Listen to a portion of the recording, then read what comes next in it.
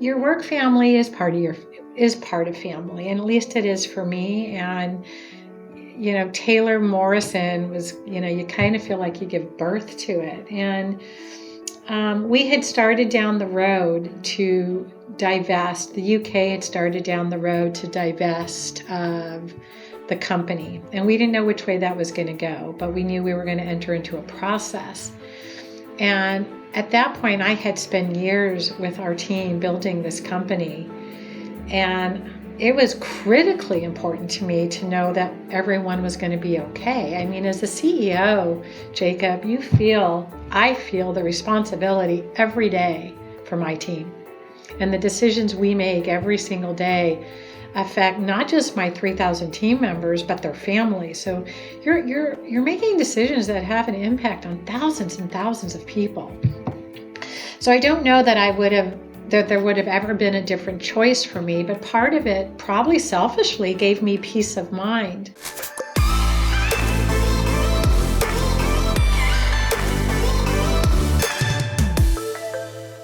Hello, everyone. Welcome to another episode of the Future of Work podcast. I'm your host, Jacob Morgan, and I'm very, very excited to be joined by Sheryl Palmer today. She is the CEO of Taylor Morrison, and some of you may know Sheryl because I've shared her story a lot.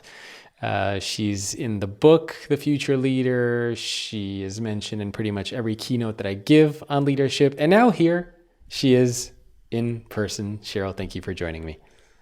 Oh, my pleasure, Jacob. Thank you for having me here today. Oh, yes. So excited to talk to you. Lots of questions for you, but I want to start with just the very basic of background information about you and how you became the CEO of Taylor Morrison. What was your path like to get to this stage that you're at now? It's interesting, Jacob. I wish I could share with you a slightly different story, but if I were to tell you the real scoop, I didn't necessarily ever aspire to run a home building company. In fact, I went to school to be a special education teacher. Wow. And I don't know if you and I have ever talked about that, but that was my path. I was working for McDonald as a kid through high school and college. And I did a lot of community work with them and just so enjoyed working with children that my major was special education.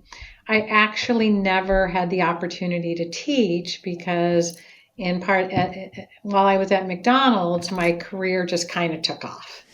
And I really, really enjoyed it. But for me to really climb the ladder at McDonald's, like we say to the Golden Arches, I needed to have some advertising agency experience. So I did. I went and left them and went to an advertising agency many, many years ago.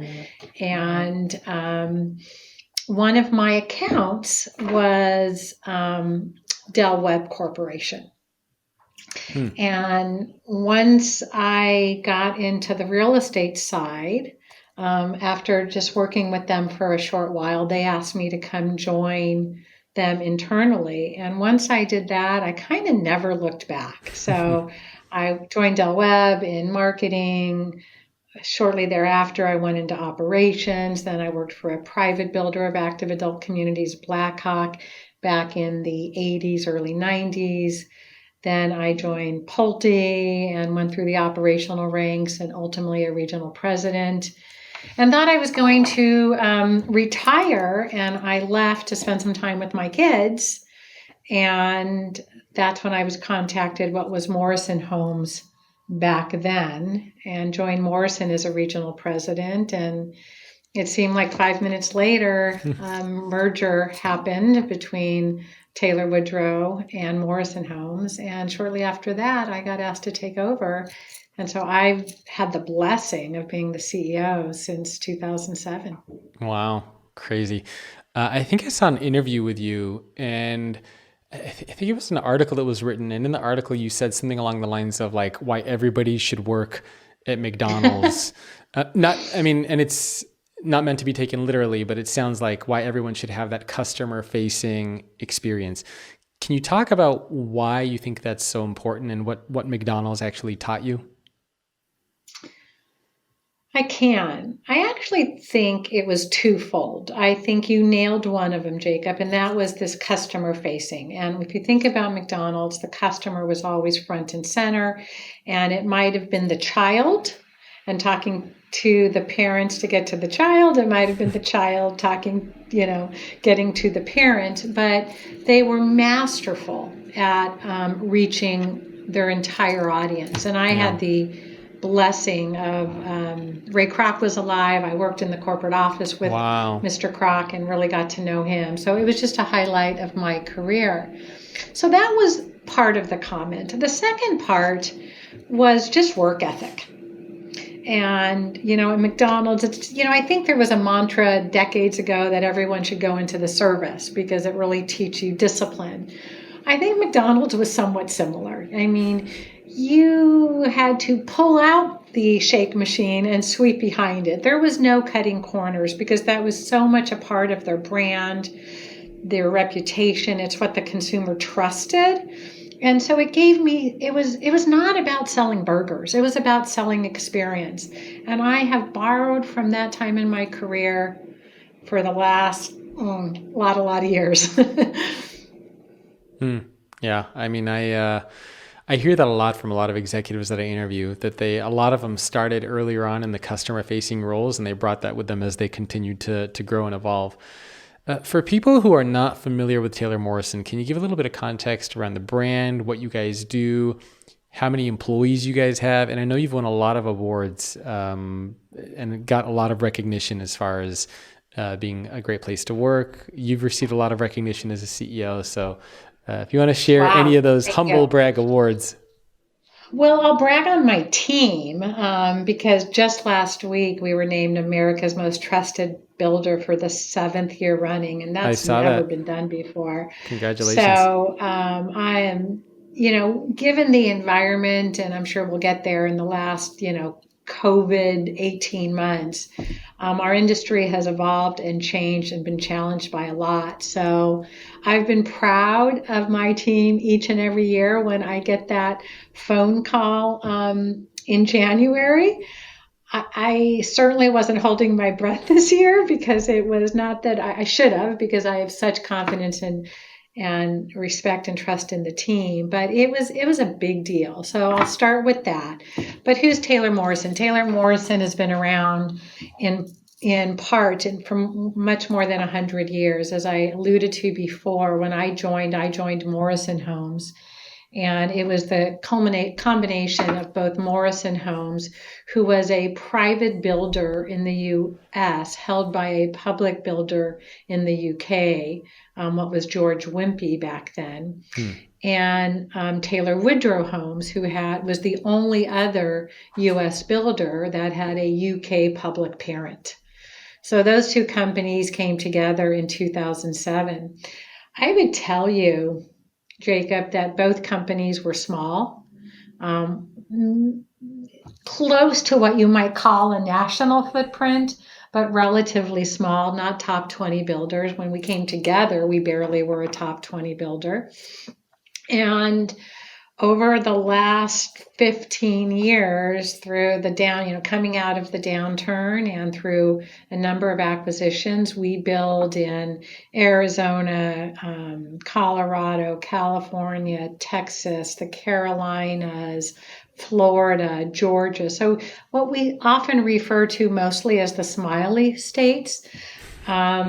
And we build for all consumer groups. I like to refer to Taylor Morrison as a community builder first and then a home builder, because that experience of building community certainly, I think COVID taught everyone just how important that really is.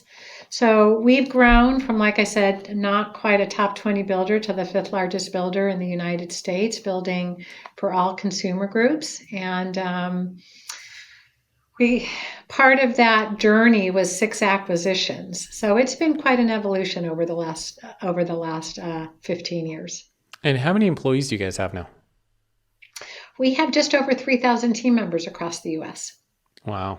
Yeah, it's amazing to hear how you guys have evolved. I wanted to ask you, this is one of my favorite stories that I share in the book. And I think the way that you shared this story is because I asked you what one moment most impacted your approach to leadership. And you shared this great story that I have in the book. But I was hoping we could talk a little bit more about that here to get some context around what was going on. And I personally, I found it to be one of the most moving and interesting and powerful stories that a CEO has shared with me that I included in the book. So I was hoping you could share it with me, and I'll ask you that same question live. Can you talk about the moment that most shaped who you are as a leader, and what happened? I can, and it's a personal, as you know, Jacob, it's a personal experience that you don't want anyone to go through in their life. Yeah. And when you say shape me as a leader, I think it's really shaped me as an individual.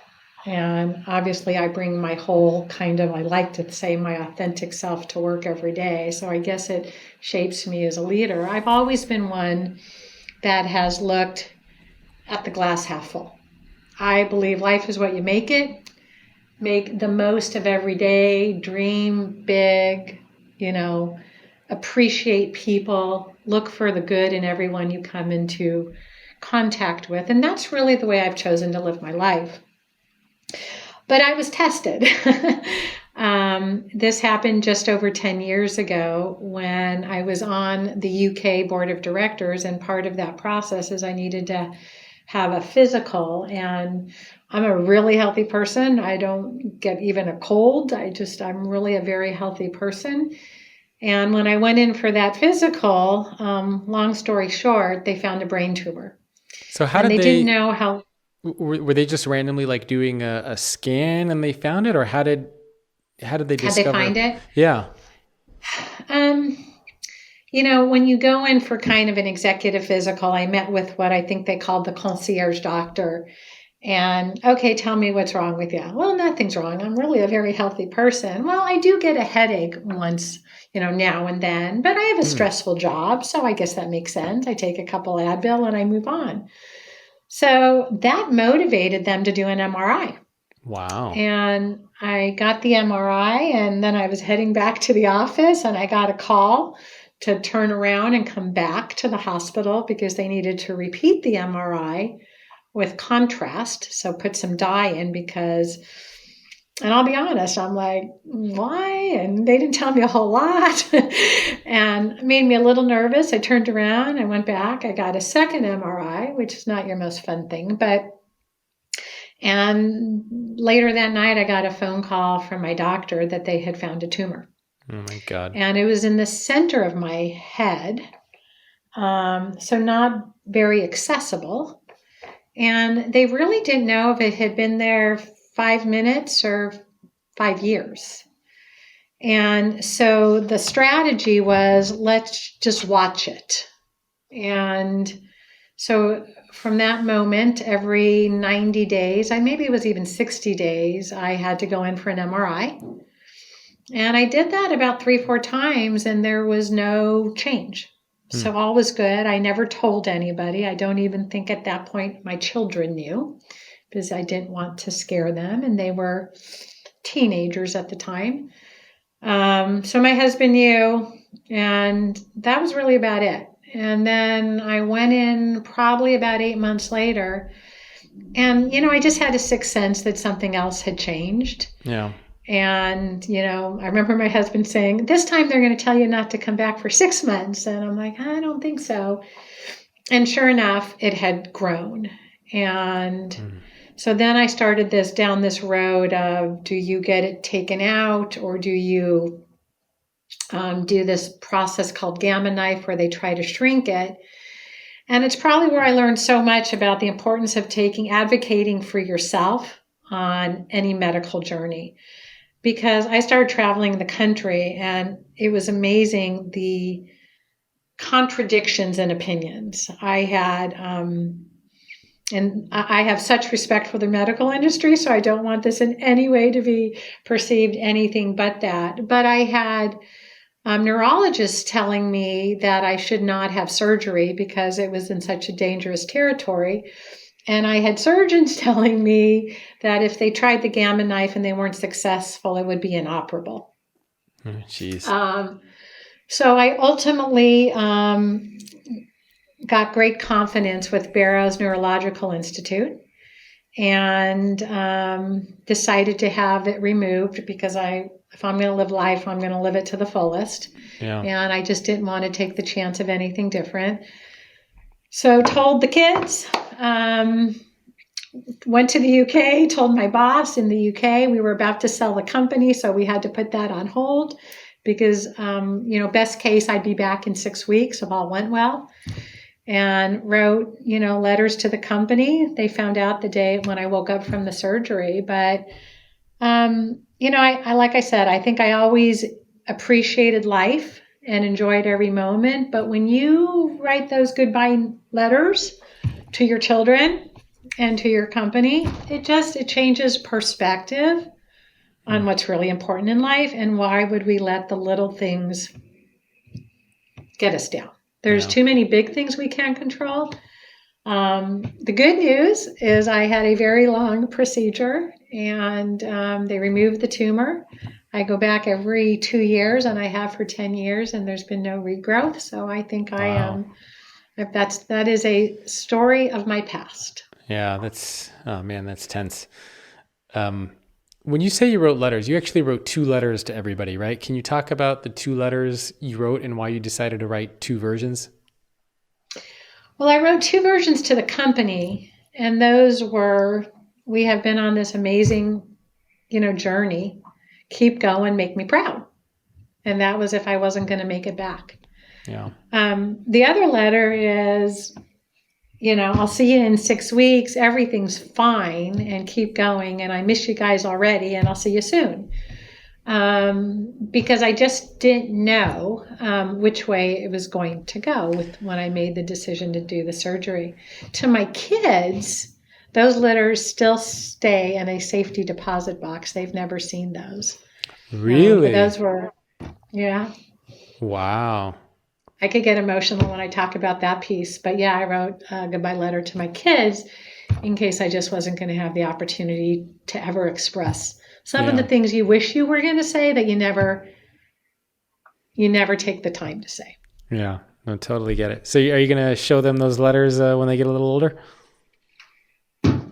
They're married with kids and I think they have different views on if they want to see them or not.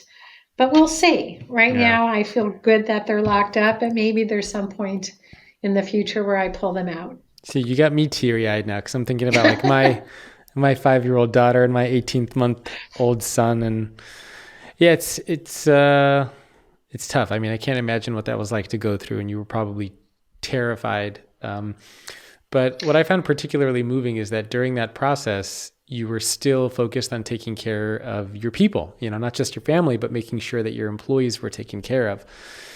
What possessed you to want to do that? Because you could have easily just said, the hell with the company, the hell with everybody who works here, I'm going to take care of myself. But I think you spent up until the night before, right, taking care of your people and making sure that if there was any kind of a sale or a merger, that everyone would be okay. Why did you decide to do that? I don't know. When you talk about family, and I'll come back to that with your 5-year-old because I have a piece of advice on that. Yes, please. But your work family is part of family, and at least it is for me. And Taylor Morrison was, you kind of feel like you give birth to it. And we had started down the road to divest. The UK had started down the road to divest of the company. And we didn't know which way that was going to go, but we knew we were going to enter into a process. And at that point, I had spent years with our team building this company. And it was critically important to me to know that everyone was going to be okay. I mean, as the CEO, Jacob, I feel the responsibility every day for my team. And the decisions we make every single day affect not just my 3,000 team members, but their families. So you're making decisions that have an impact on thousands and thousands of people. So I don't know that I would have that there would have ever been a different choice for me, but part of it probably selfishly gave me peace of mind. But to your point, I didn't have time to go to the UK before my surgery a second time. And we were working on this transaction. So the chairman of the board flew to Florida and met me there as we met with a potential buyer. And I'll never forget that because I left the UK and I thought we had a really good meeting and I had some real confidence and peace of mind. And I got on that plane like at 4:00 in the afternoon to come back to Phoenix. My surgery was at 6 the next morning. And it finally hit me. It was like there was no place else. There was no place to hide, no place to run. My thoughts, were now, I'm like, this could be it. This could be my last flight, not to be dramatic. Yeah. So that was probably, and then I had dinner with my family, my last meal before my surgery. They had all flown into Phoenix. And so my parents and my siblings. And I remember that dinner, unlike any meal I've ever had. Calories didn't matter that night. I was going to have whatever I wanted.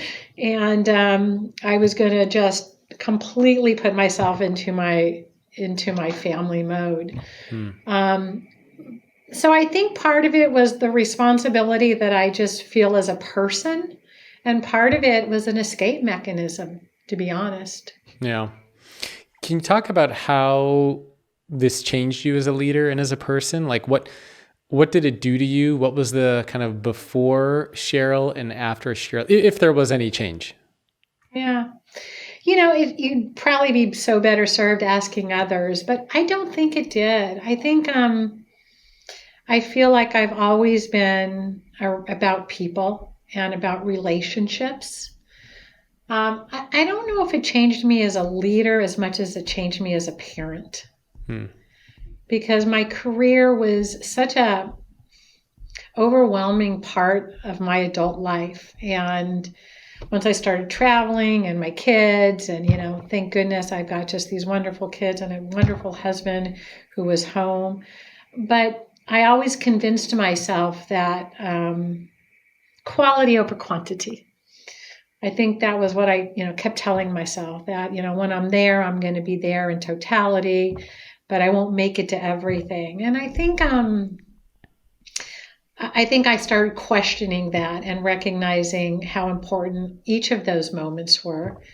And then one of the things I was going to say about your 5-year-old, and I learned this from somebody who I so respect, is I now have 5 grandchildren, not just children, but 3 children and 5 grandchildren.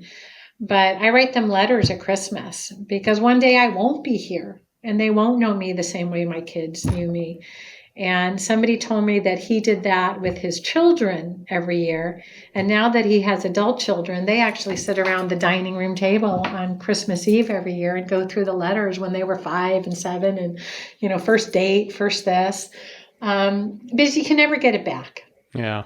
But as a leader, I think I just, people were always, an important part of running a company and appreciating the differences in team members and being present and there and being shoulder to shoulder. And I don't think that has changed for me. I started doing, I think it was last year, I started doing videos. So whenever whenever I have some time, I take out my phone and I just do a little video on like what's going on at home, what's going on with the kids, if they have any big milestones, how they're developing or changing, what's going on with mom and dad. And of course they haven't seen any of them yet, but I keep it in a folder. So I try to do, just whenever I can, maybe once. That's awesome. Once every few weeks. Yeah, one day those will be just incredible memories. If I were to say there's one thing that may have affected me from a leader standpoint, it puts what I went through it put life in perspective. And as a leader running a company of this size, you're faced with challenges each and every day. Yeah. And you have to keep those in perspective. You can't be the leader that's running around with your head cut off or getting pissed off every time something happens.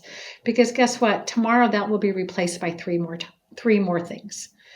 And so I think it's really helped ground me on what's important in life. And that's the way I lead. That's the calmness in which I like to think we as an organization face challenges and take on new opportunities. Um, and I think, my mantra has always been, you got one shot at this life, make it the best. And that's Yeah. kind of how I feel about the company. Let's be the very best we're capable of. You mentioned something which is, leaders are always faced with lots of challenges and hurdles and roadblocks. How do you put things into perspective, or how can other people put things into perspective? Because it's very easy to get upset about little things. I mean, even myself, like I notice that I get upset about little things all the time. We have construction going on in our backyard, and if the workers don't show up one day, I get very upset. Or if something doesn't come out perfectly, or there's some little mistake in the work that I'm doing, like little things upset me. And even sometimes I have a hard time trying to take a step back, and I try to like just focus on gratitudes and what I'm thankful for and not let little things upset me. So do you have any strategies or tips for how to keep things in perspective? That's such a great question, Jacob. I think everyone has to find their center in their own way, and everyone balances that, that inner calmness in their own way. I do it through working out. That's like my private Sheryl time, where it might be the only hour in the day I don't pick up my phone. Um, so I do that, and then I do it with my grandchildren. It's interesting, and it's hard to remember when my kids were 5, but I don't remember the calmness when my kids were 5 as I have with my grandkids being 5. Oh, there's And no how calmness when my kids. there's no calmness, right? There's no As a calm. parent, because you're so responsible. But as a grandparent, or Lala as I'm called, I can appreciate every little thing they do that just upsets the crud out of a parent or my children, right? Because you realize that tomorrow's a different day, and this is just part of a child finding their way. So for me, that actually provides calmness. And if I get into a really bad way, I can just start looking at their pictures, and that will just instantly gratify me. My last one, as I'm sitting here in Florida today looking at the water, is I find that very calming. But I think everyone has to find what works for them and realize that it's important not to let the stupid stuff take over your Yeah. body, take over your emotions, because I often believe that's a choice. I'm not sure if that's true. I think everyone's DNA is kind of made up a little different, but I think I have the power to not let things get me in a bad place. And so I don't know what the magic pill is for everyone. I think everyone has to find their center, but I think the thing that is most important is people realizing it's just not worth it. Hey, it's just a quick reminder to check out my brand new PDF, thefutureemployee.com, which looks at how employees are evolving and changing and what you as an organization need to do to evolve and adapt. You'll get a complete breakdown of what that evolution looks like, as well as action items that you should be taking. It's an invaluable resource, and you can grab it at thefutureemployee.com. Again, that's thefutureemployee.com. And now back to the show. Would you say that you are a vulnerable leader? Like, do you practice vulnerability inside of your company? And if so, can you talk a little bit about what that means and how you actually do it, like what that looks like? Yeah, I like to think I am. I've always said, Jacob, that, I'm never going to change who I am to do what I do. And the day that I do that is probably the day that I need to pack it up. So I bring my real self to the office.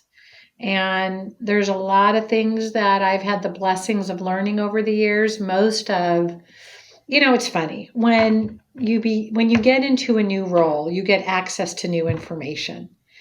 And that new information just makes you a little bit smarter, right? I'm actually no smarter from the day before I got the job, but I got a lot of new information coming my way, which gives me just greater perspective. And so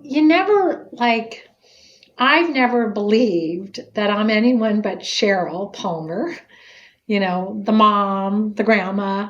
And I have the fortune of doing this wonderful job and leading this company that's made up of hundreds and hundreds of people.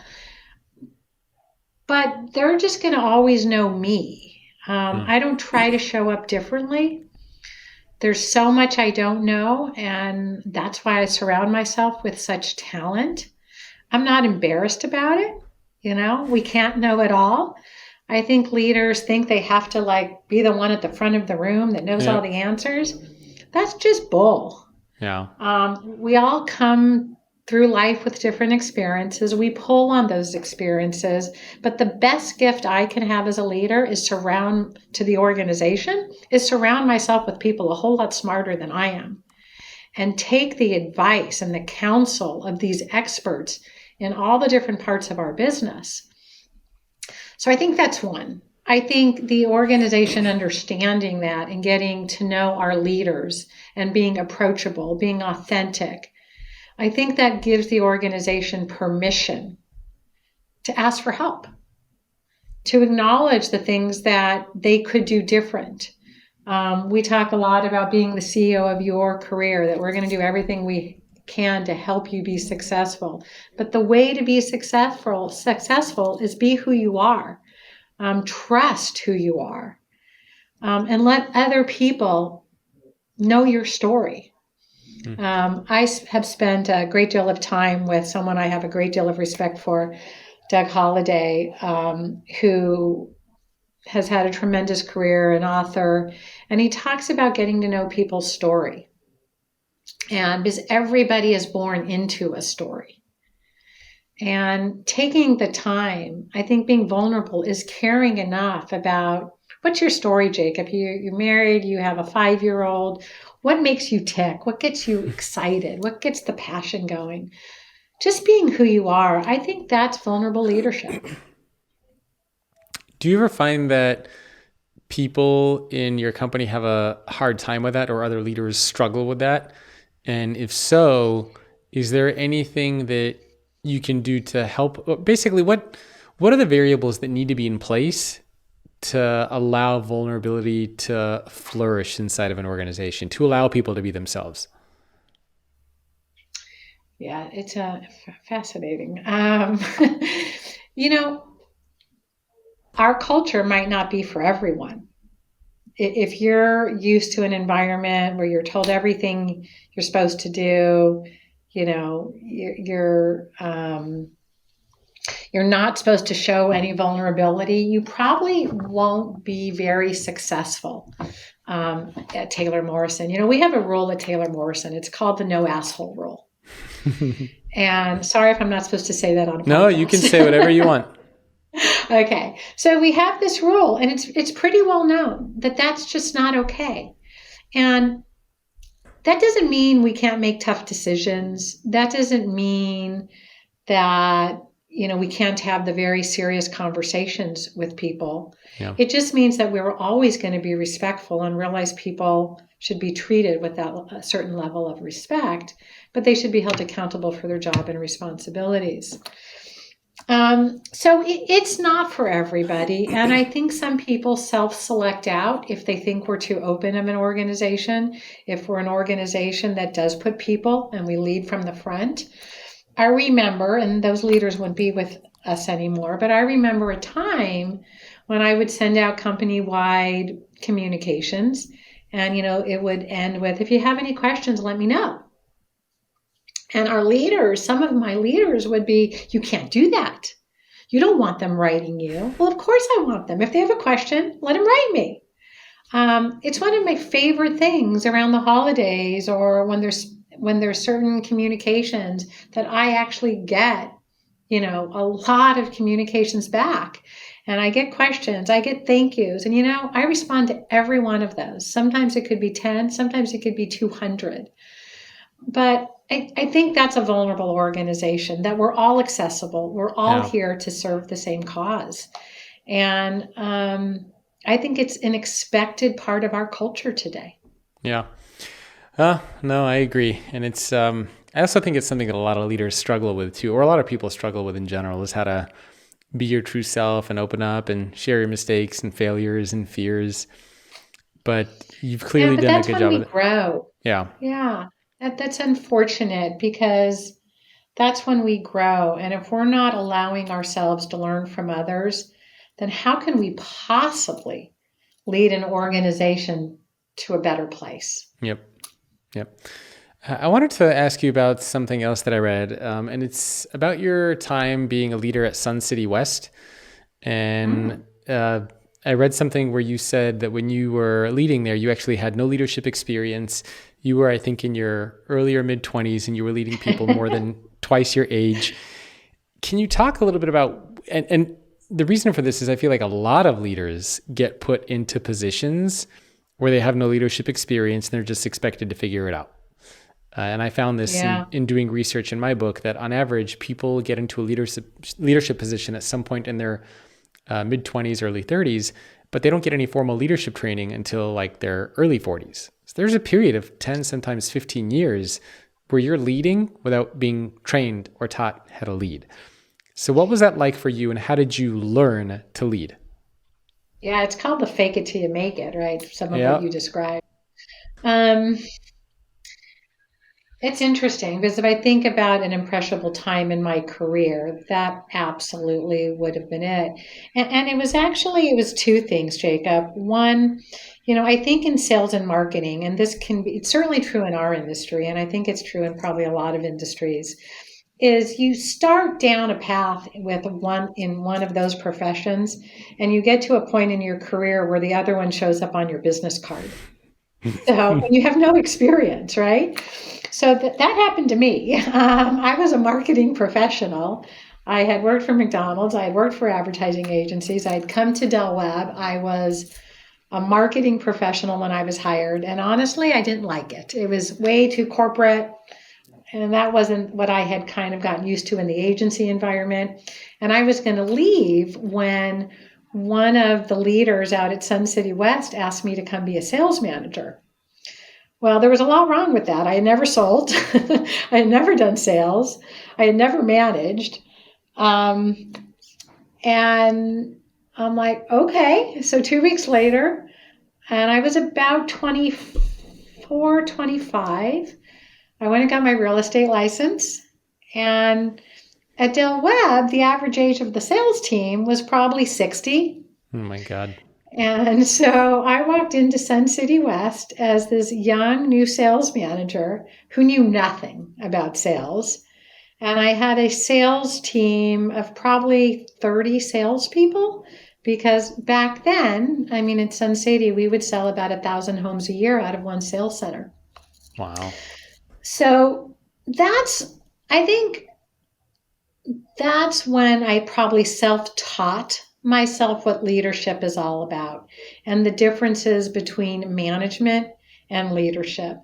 Because not for a moment was I going to walk in and teach any of these, 25-year veteran sales team members how to sell. I didn't have the knowledge.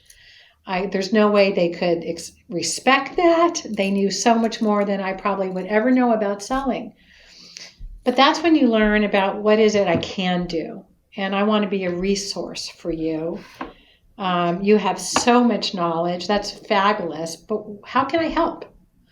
And by putting yourself in a kind of a subservient role and being there in the way that can help them be successful and understand what tools they didn't have, I couldn't teach them how to sell, but I could teach them about people, about relationships, some of maybe the more natural qualities that I think came easier to me.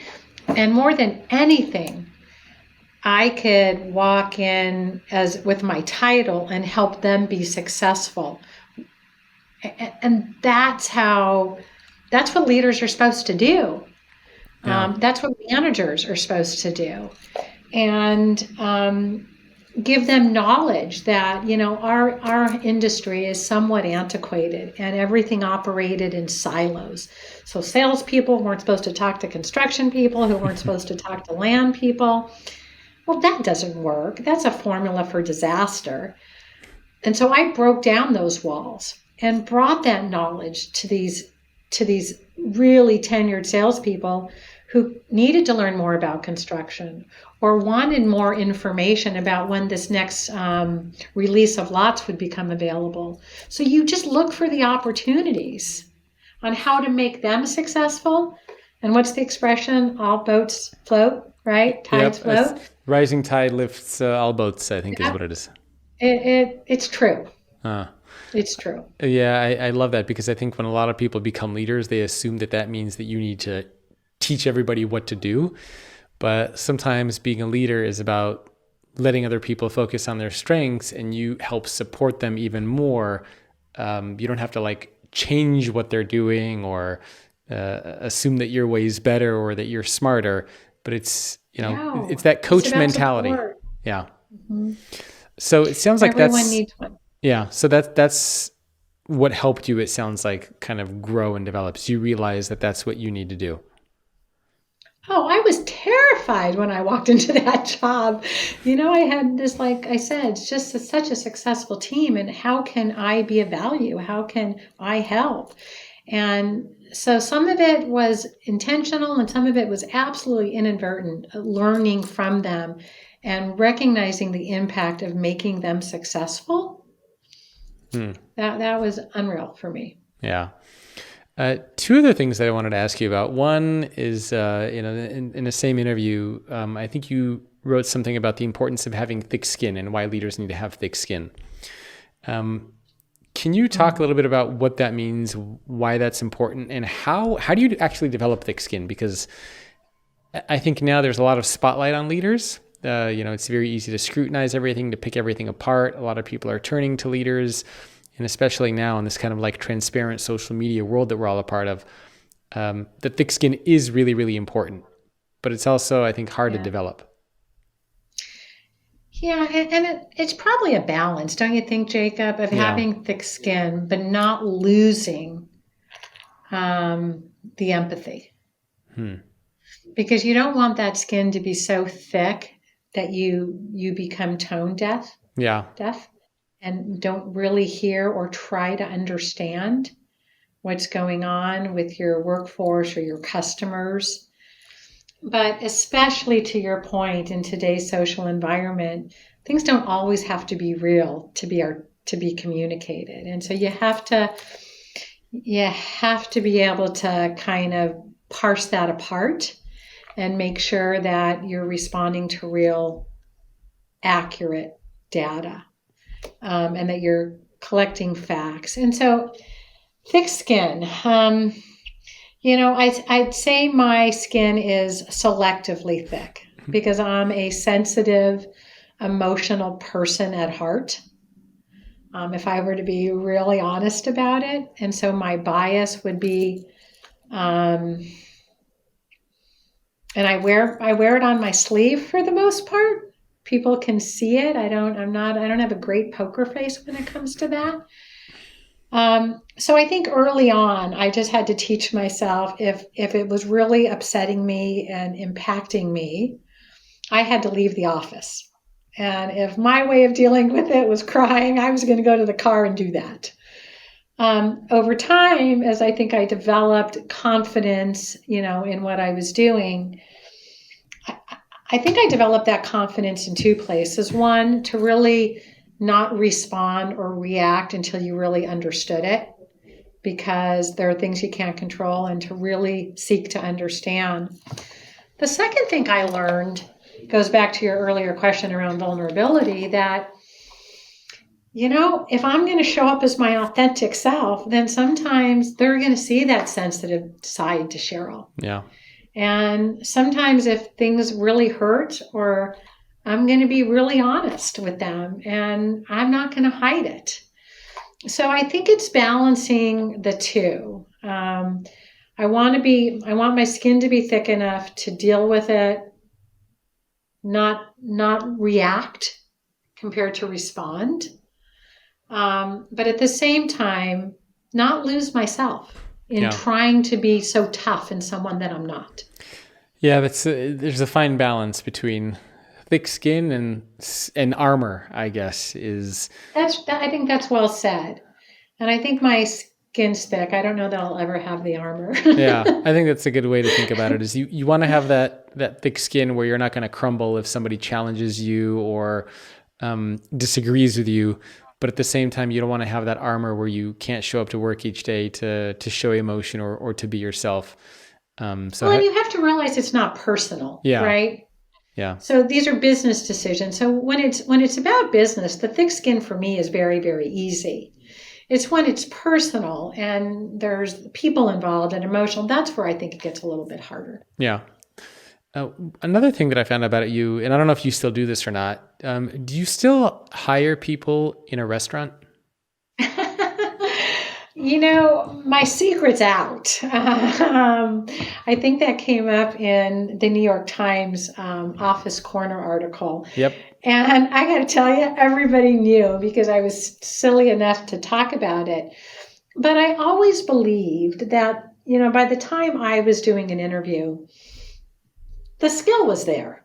I mean, they had been through enough team members, their experience had been vetted. I was really interviewing for cultural fit and the quality of the human. And as silly as it was, I found it very successful to, in a restaurant, in a one-on-one conversation, the person you're interviewing, the way they interact with a server, they didn't think of themselves being interviewed.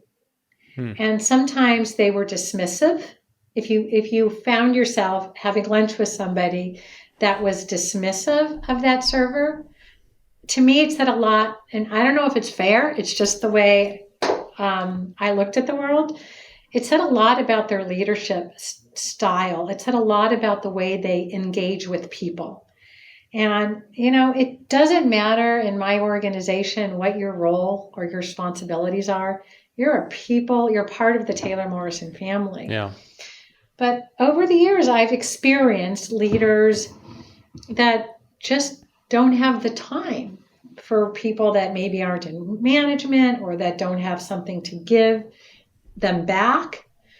And that wouldn't be a good fit in our organization. So if people didn't have the courtesy to say thank you when your food got put in front of you, to me, that's not good. Yeah. And it sounds so silly, but it's about who you are. Have you, does a particular story or stories come to mind where somebody had, all the criteria to be a great leader, they had the skills, the capabilities, and then you interviewed them in a restaurant and you were just like, oh my God, you are a terrible human being. Like they were just rude to the server. Because I've certainly seen and experienced that before as well with people. And I'm just like, who are you? Like, how do you operate in the world like this? Has that actually happened where somebody was just so rude or dismissive? I wouldn't tell you that anybody was so rude that I was appalled. Which is good. But which is good. Thank goodness. Or we would have had some kind of challenges trying to vet candidates. But I would tell you that there were a couple instances in my career where the lunch ended quickly. And as a result of the interaction, either the way they were with the phone or the way they were with the service staff. Oh, the phone.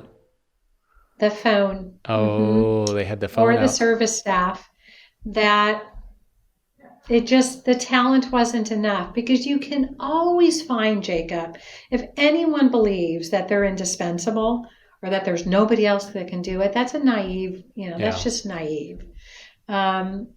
So when it came down to it, they just didn't have the presence, the character, the values to fit in our organization.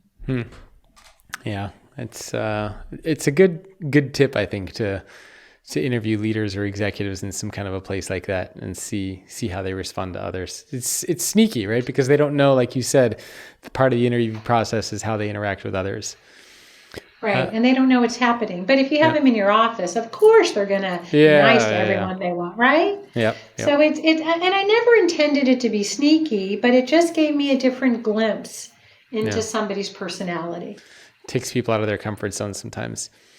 Yeah. We only have a couple of minutes left, so maybe one or two questions to wrap up.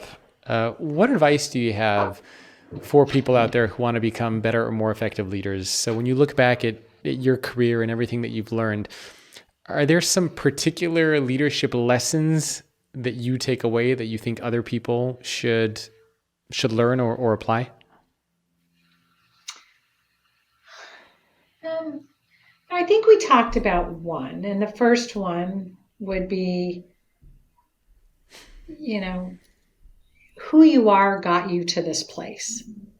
So be true to who you are. I have often said you can't be your best person trying to be somebody different because you think somebody else wants to see. And being a female in business, I think a lot of women have struggled with that they're supposed to have that armor all around them and be tough. It's okay to be true to who you are, have conviction in your beliefs, and share those.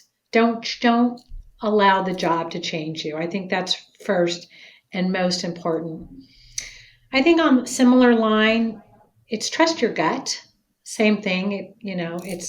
I have found over the years, Jacob, when I have gone against my gut and been talked into something and I just knew it was wrong, most times it was wrong. So trust your instincts, trust your gut. Because once again, you have access to lots of information and stuff, and usually it serves you well. I guess the last two that I'd mention is there's no substitute for hard work. I hear that a lot. It doesn't just happen, right? I mean, it doesn't, maybe it does for some people, but I've worked hard over the years and made sacrifices to have the career that I've had. And then I think the one that's probably most important to leave you with when I think about our business, and this may be true in a lot of businesses, but don't lose sight of the customer. Sometimes, I'll tell you, it's easy to forget what we do because we spend so much time on things that just seem so far away from the field.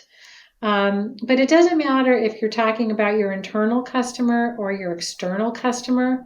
Don't lose sight, no matter what job, how many times you've been promoted. Don't forget all the people that are involved in the success of the organization, helping you get there, or the ones you're trying to serve. Because if you forget them, you don't have much left. Yeah, I love that advice. Sheryl, it has been so amazing to finally talk to you in person and have you on this podcast. I love your stories, your insights, just who you are as a leader. I think is very, very inspiring. And I hope people can bring a little bit of Sheryl into their own companies. Where can people go to learn more about you, Taylor Morrison, anything that you want to mention for people to check out? Well, I'd love you to learn more about the company and the amazing team, because Jacob, if I didn't finish with, my career has come through the success of so many people. Those 3,000 teammates around the company today, they make it happen each and every day. So TaylorMorrison.com is where you can learn a lot about our wonderful company.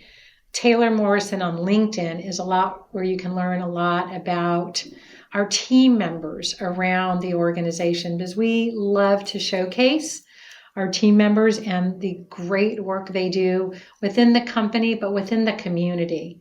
And that's a real important part of our organization, that everybody wants to serve the community. So I would say those would be two really good places.